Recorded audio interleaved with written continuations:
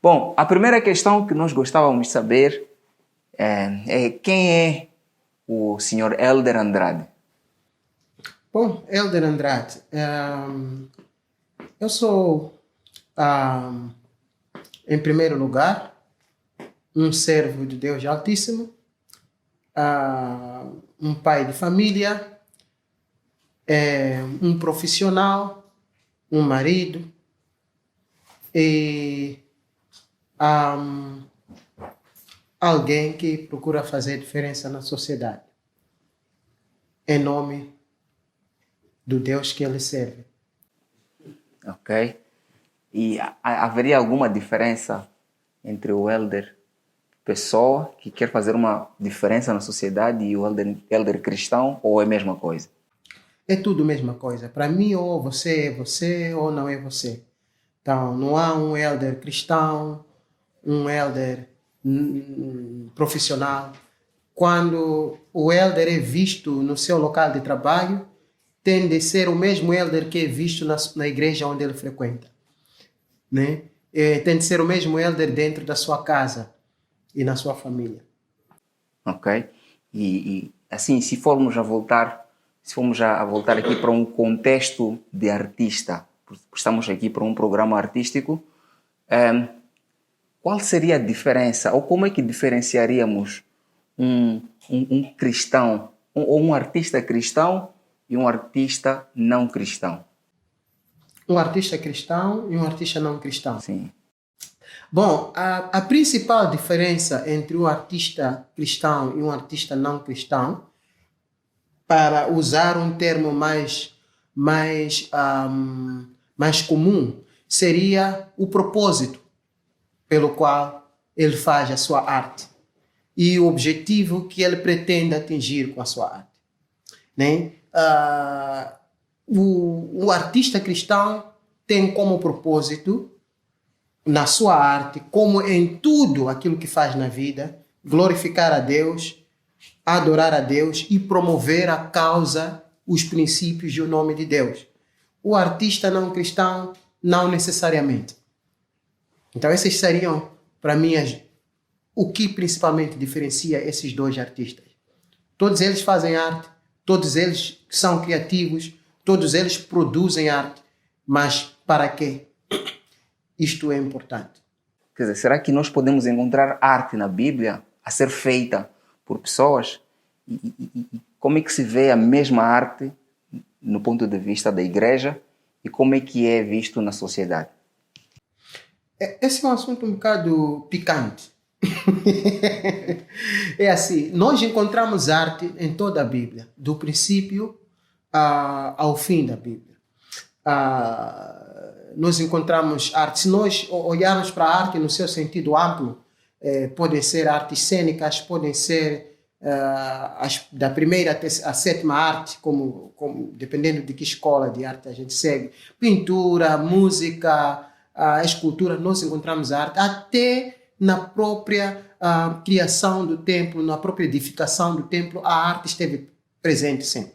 Se nós olharmos, Deus, quando instituiu, ou quando pediu a Moisés, ordenou a Moisés para fazer o templo, o tabernáculo, deu as orientações, vamos encontrar muitas das coisas que deviam ser feitas envolviam a mão de um artista.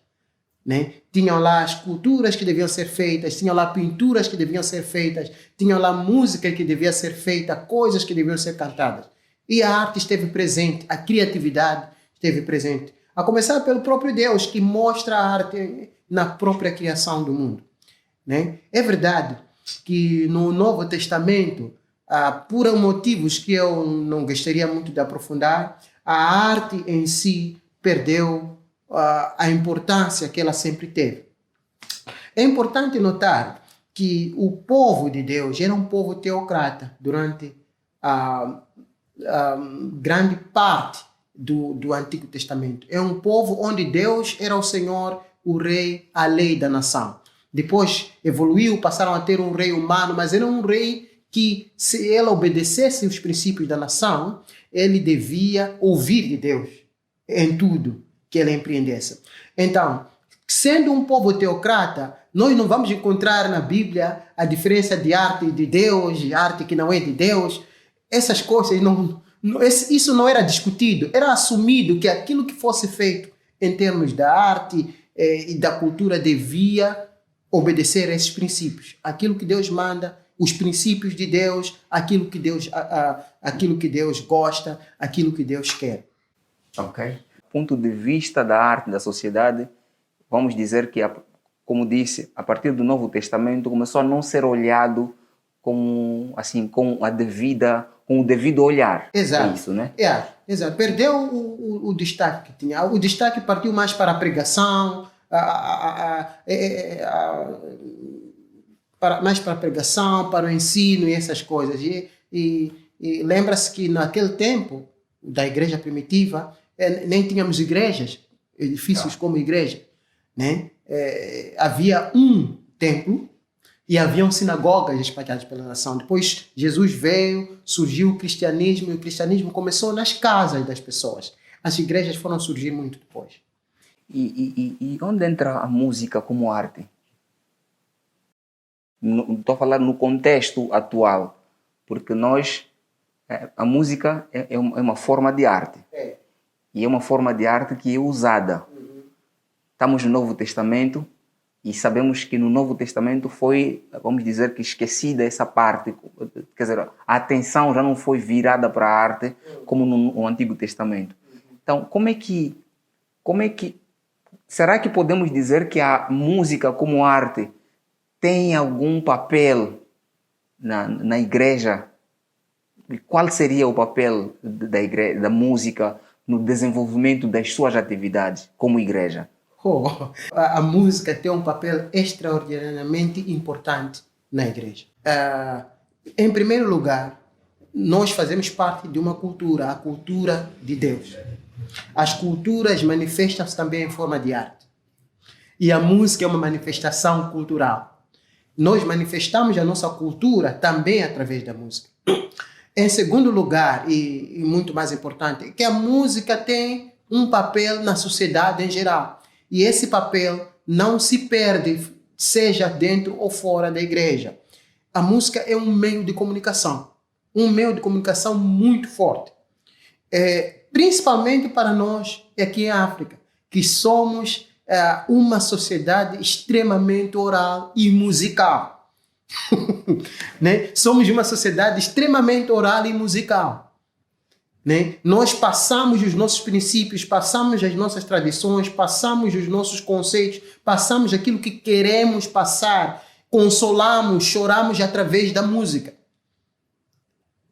E nós, quando nos tornamos crentes, a música não sai do nosso coração. Então é muito importante que este papel que a música tem, que a igreja compreenda. Que a igreja compreenda que o papel tem este papel, que a música tem este papel. Principalmente por quê? Porque a música é que mexe com o coração das pessoas. Tem um poder muito grande de mexer com o coração das pessoas. Né? Antes até da letra chegar no coração, aliás, da letra chegar na mente, ela mexe com o coração. Ela é que consegue trazer aquele calor que o coração precisa. Né? E prepara a mente da pessoa para não bloquear a mensagem. Ok. Então, podemos dizer que eu vejo, por exemplo, no Novo Testamento, uma coisa fundamental, ou a mensagem fundamental, é aquela que é passada, que é para ser passada durante a grande comissão. Não é? Quer dizer, Jesus deu uma grande comissão para a igreja ir dizer alguma coisa para a sociedade, para as pessoas. Então, qual seria o papel da música na grande comissão? Primeiro, a música é um meio de dizer alguma coisa. E nós temos muita coisa para dizer, não só alguma coisa. Nós temos muita coisa para dizer. E a música é um meio de dizer muita coisa também. Como já tivemos a oportunidade de falar antes, a música tem o poder, primeiro, de passar as coisas que têm para ser dizidas de uma maneira tão poderosa que ela fica na cabeça das pessoas. Isto é muito importante. Né? E também tem o outro poder, que é de moldar e preparar o coração para guardar aquilo que as pessoas ouvem. Né? Então, ele tem este poder. A música é um meio de também comunicar. Fora de ser uma maneira que nós usamos para adorar a Deus, para louvar a Deus, para falarmos com Deus, é uma maneira também que nós usamos para falar às pessoas aquilo que Deus tem para falar. Né? As culturas são diferentes, as pessoas são diferentes, os estilos são diferentes, aquilo que agrada um ouvido pode não ser o que agrada o outro, mas tudo isto é música. Né? Nós seríamos perdulários, estaríamos a desprezar um grande meio de comunicação se deixássemos a música para um segundo plano e não usássemos a música com o potencial que ela tem. Ok. Certo. Só assim, aproveitar nessa parte de música pode ser boa para uns e não ser para outros, assim, como é que nós poderíamos diferenciar a música da igreja e uma música gospel? Porque, não sei, nós temos uma confusão aqui. Música gospel é música da igreja? Ou será que há uma música da igreja? Aquela música que ouvimos na rádio é aquilo que se canta na igreja? Qual é a diferença que existe entre a música da igreja e a música gospel que nós tanto ouvimos e tanto fazemos o esforço de fazer individualmente? Talvez para responder essa pergunta eu preciso recuar, dar um pouco de história. É assim, a música da igreja nós podemos considerar, acho que está a falar da música que é cantada na igreja. Olha, a música que é cantada na igreja é dividida em diversos tipos de música. Tem aquilo que nós chamamos de música gospel ou evangélica contemporânea, ou música cristã contemporânea. A música cristã contemporânea são essas músicas que têm os estilos musicais contemporâneos, rock, rap, esses estilos musicais dos nossos tempos. É a música cristã contemporânea. E está muito na mente do jovem de hoje, né? Essa é a música cristã contemporânea. Mas a música cristã também inclui aquilo que a gente chama de cântico congregacional.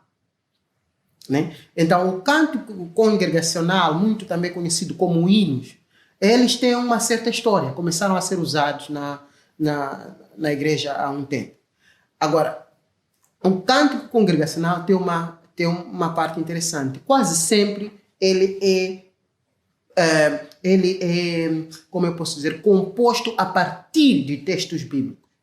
Eu vou à Bíblia e pego uma passagem bíblica e transformo em cântico. Posso mudar aqui, ajustar ali, mas pego aquela passagem bíblica. Eu não falo simplesmente das minhas experiências com Deus, etc, etc. Mas tenho este princípio.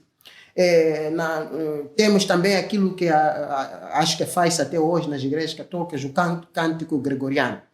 Agora, a música gospel em si é um bocado complicado. Nós aqui usamos esse termo de maneira supérflua, mas originalmente a música gospel é a música negra cristã americana.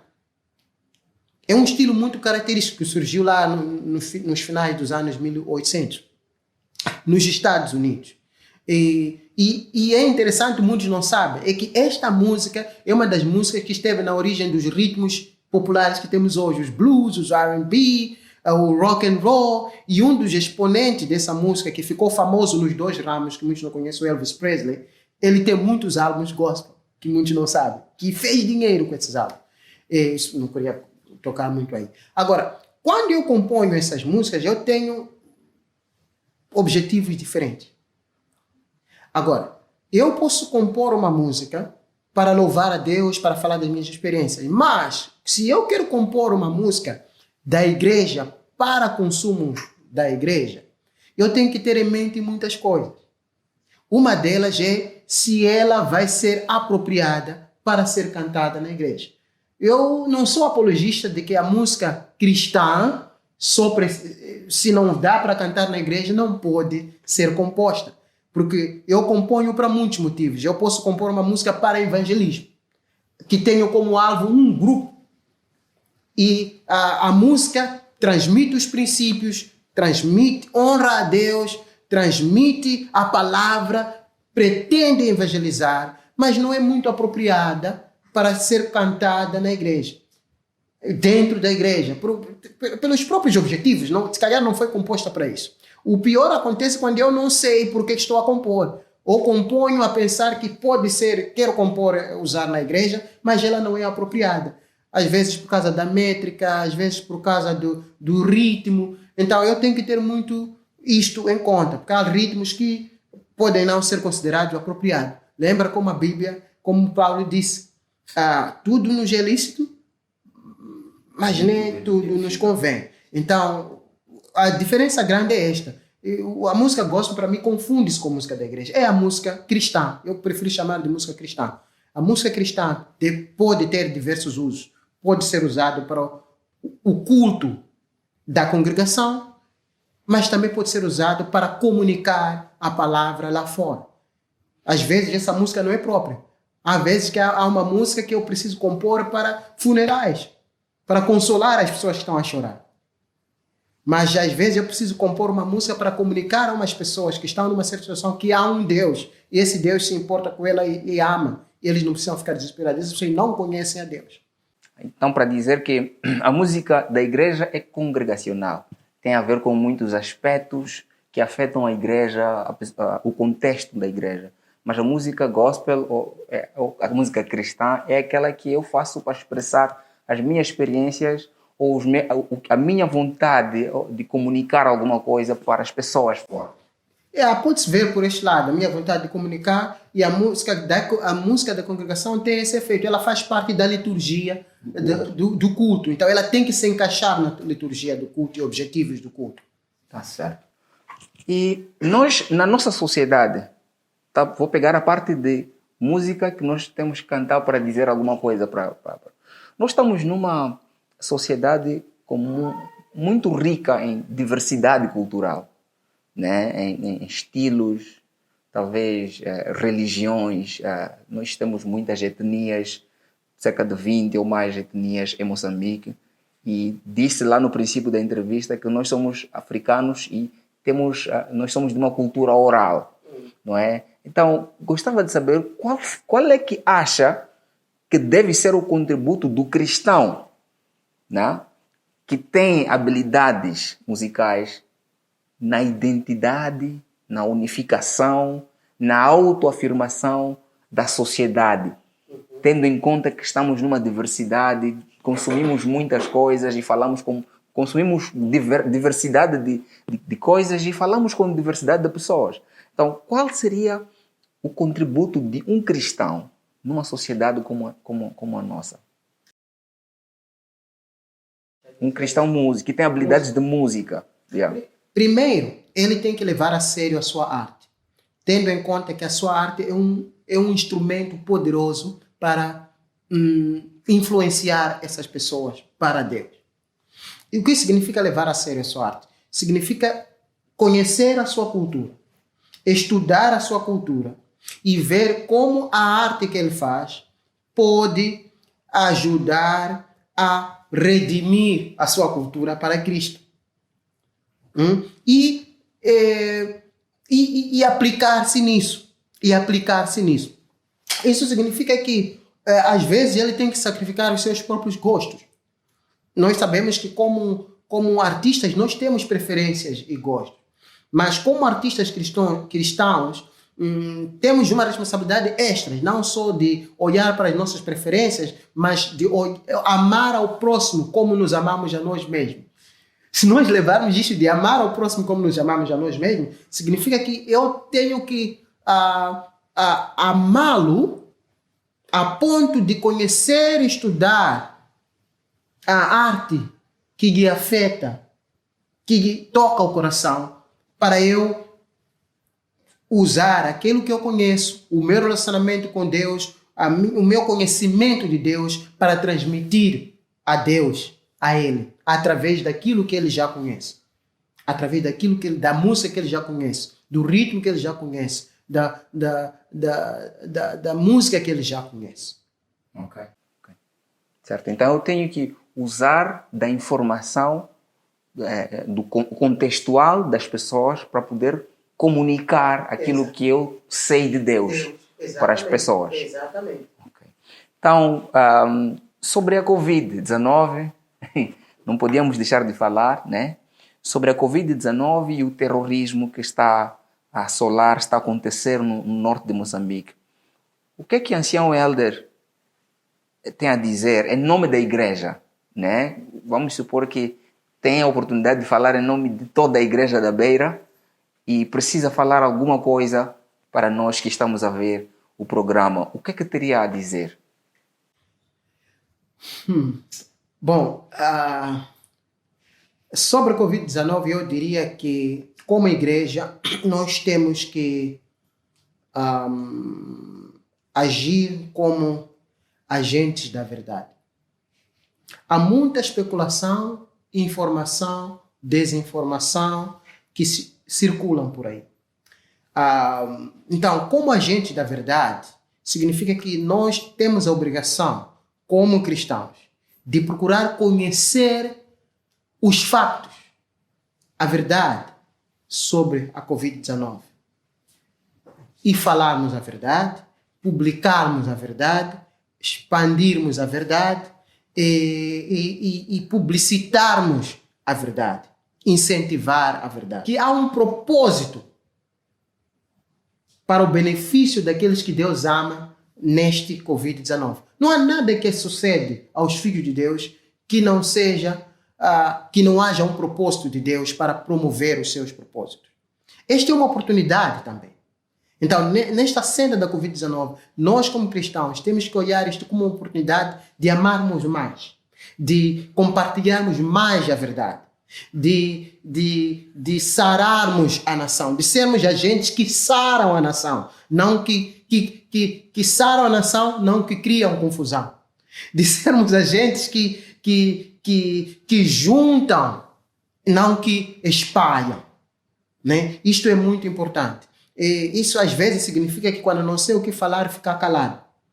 Que quando não tenho conhecimento e propriedade, não dizer nada a respeito. E só falar daquilo que sei. E uma coisa que todo cristão devia saber é que Deus ama, Deus tem poder e Deus pode sarar esta nação e todo mundo. Não depender somente da vacina. A vacina é um meio, outros caminhos são um meio, mas Deus é que opera tudo em todos. Né? E sobre a situação de Cabo Delgado, eu gostaria de dizer a todos, à nação, aos políticos, aqueles que estão investidos em oportunidade, que feliz é a nação cujo Deus é o Senhor. Se nós dependermos e confiarmos em Deus e buscar conselho de Deus, dos servos de Deus, nós podemos ultrapassar isto em nome de Jesus. Ok. Última questão, né? Gostava de que deixasse primeiro deixar uma mensagem para os nossos telespectadores, não é, do nosso concerto, e a questão é o que espera de nós como os organizadores, né? As pessoas que estão aqui nesta senda de organizar o Concerto Gilead, fazer o Concerto Gilead acontecer. Gostávamos de ter de si uma mensagem também, né? Não só os nossos telespectadores, mas nós gostávamos de ouvir alguma coisa. Oh, muito bom. Para os telespectadores, para aqueles que hão de ver este vídeo, a minha mensagem é que Deus é poderoso para fazer muito mais do que aquilo que nós pedimos ou pensamos. A música não é uma invenção humana. Deus é o autor de todas as coisas. A música saiu no coração de Deus. Não é por acaso que ela sara corações. Então eu gostaria de apelar a todos para estarem atentos e com expectativa de grandes coisas que Deus tem preparado para fazer através de músicos que Deus tem separado para usar para o seu propósito. Para o pessoal do Gilead, o meu conselho é que continue a trabalhar, a investir e a preparar homens artistas que não são estrelas, mas são luzes na sociedade. Que não buscam palmas, mas buscam almas para Deus. Ok. Muito obrigado, ancião Elder. Foi um prazer estar aqui a conversar consigo e estamos na expectativa de que toda essa informação possa produzir frutos que saltam para toda a eternidade, não é? Muito obrigado. Muito obrigado. Muito obrigado.